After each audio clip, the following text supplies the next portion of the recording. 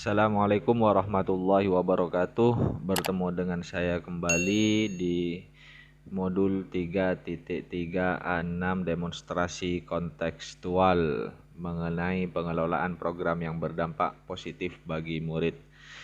Saya ada di kelas 130A.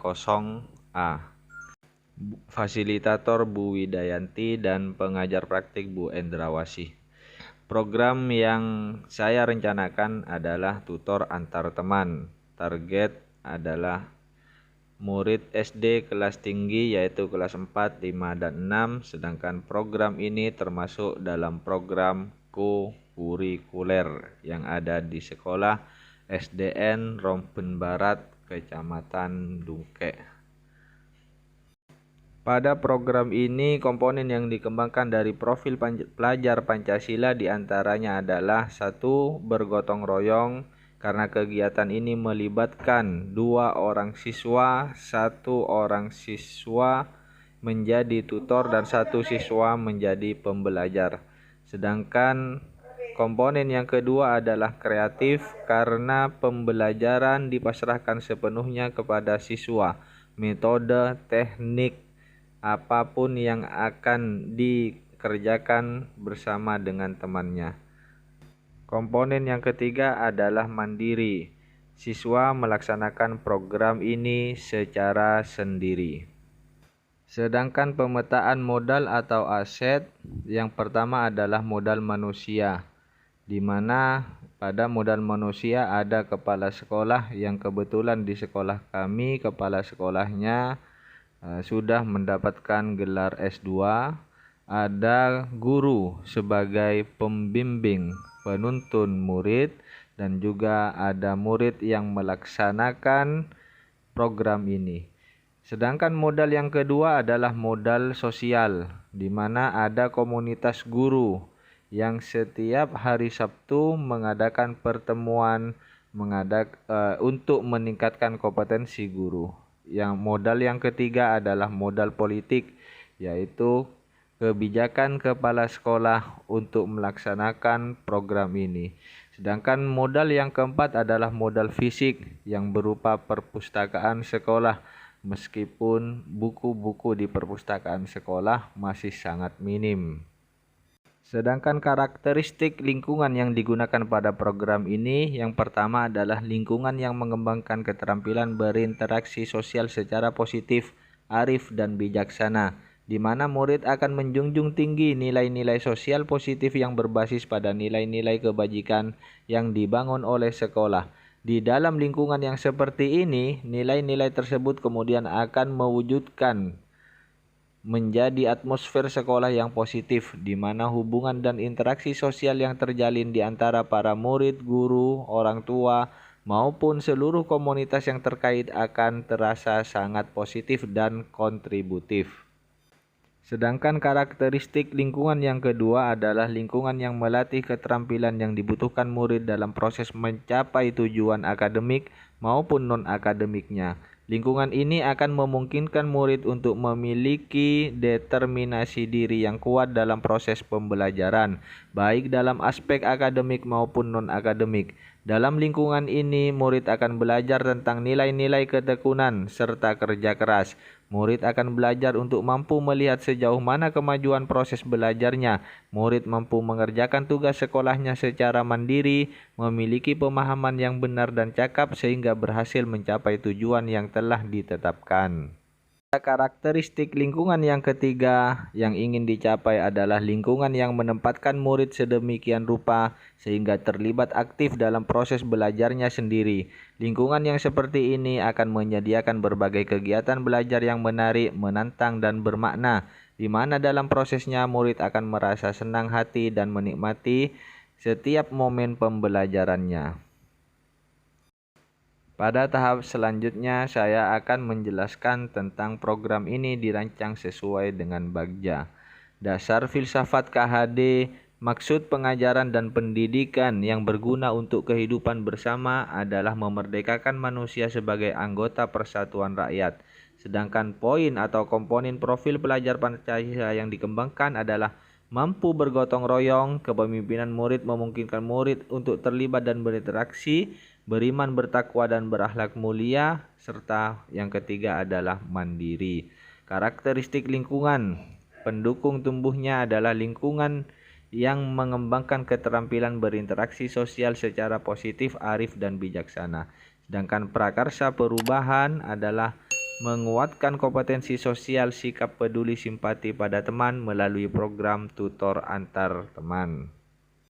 Pada tahap buat pertanyaan utama, pertanyaannya adalah bagaimana kita dapat meningkatkan keterampilan membaca murid serta dapat menguatkan sikap peduli atau simpati antar murid. Tindakan yang diperlukan adalah diskusi dengan kepala sekolah, diskusi dengan guru kelas untuk memetakan kompetensi, kemampuan, minat, bakat murid dalam membaca. Sedangkan rencana untuk melibatkan suara kepemilikan murid adalah melakukan komunikasi. Aset yang digunakan adalah murid, rekan guru, dan kepala sekolah, sedangkan waktu yang diperlukan mungkin hanya beberapa hari. Pada tahap ambil pelajaran, pertanyaannya adalah aktivitas apa saja yang menarik murid, apa yang murid sukai, kegiatan apa yang dapat menguatkan kepedulian murid, mana saja kebijakan sekolah yang telah mendukung ini, serta tindakan yang diperlukan untuk mendapatkan jawaban adalah survei keterampilan. Dan bagi murid, guru kelas memberikan pertanyaan yang mengidentifikasi kemampuan murid. Rencana untuk melibatkan suara kepemilikan murid adalah curahan pendapat bersama dengan murid untuk mengetahui program membaca yang menarik bagi murid. Aset kekuatan yang dimiliki adalah buku milik perpustakaan, murid, kebijakan sekolah, dinas pendidikan sebagai lembaga lain dalam komunitas yang ada di lingkungan pendidikan. Sedangkan pada gali mimpi, pertanyaan yang muncul adalah bagaimana perasaan kita ketika apa yang kita harapkan tercapai, bagaimana pengaruh program ini terhadap keberhasilan pendidikan. Tindakan yang diperlukan adalah curahan pendapat dengan guru serta publikasi kegiatan. Rencana untuk melibatkan suara kepemilikan murid adalah melakukan publikasi dokumentasi kegiatan bersama murid serta serap aspirasi bentuk dokumentasi dan publikasi bagi murid.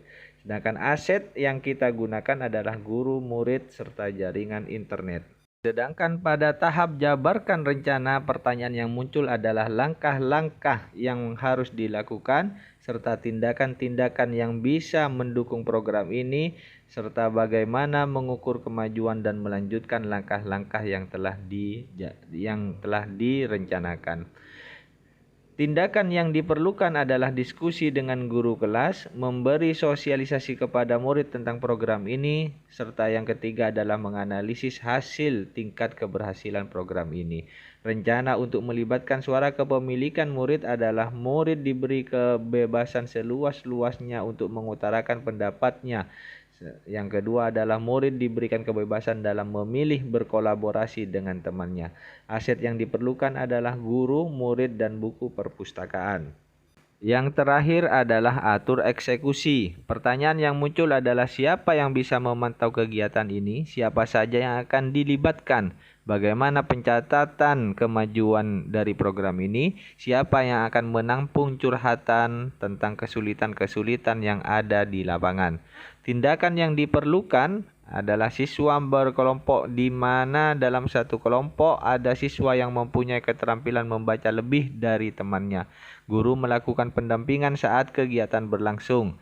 Rencana untuk melibatkan suara kepemilikan murid adalah murid diberi kebebasan dalam memilih buku bacaan yang akan dijadikan bahan.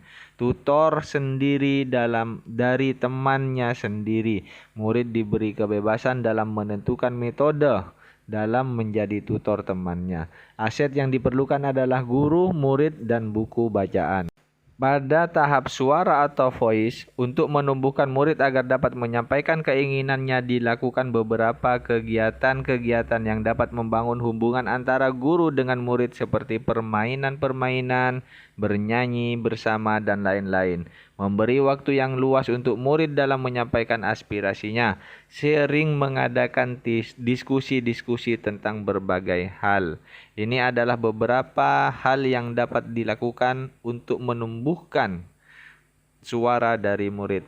Pada pilihan atau choice, memberi kesempatan bagi murid untuk menentukan metode sendiri dalam praktek, memberi kebebasan bagi siswa untuk menentukan sendiri teman yang akan mendampingi dalam pelajaran, memberi murid kebebasan dalam menentukan buku yang akan digunakan, memberi kesempatan bagi murid berkreasi sesuai dengan keinginan mereka.